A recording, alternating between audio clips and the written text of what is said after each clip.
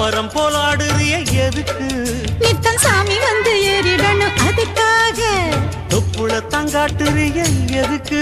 மாமன் பம்பரம் தான் விட்டுடணும் அதுக்காக. சும்மா நாச்சு பார்க்கும் போது சூட்டனையும் ஏத்துற. சாராயத்தை கண்ணுல வச்சு ஆளு மேல ஊத்துற.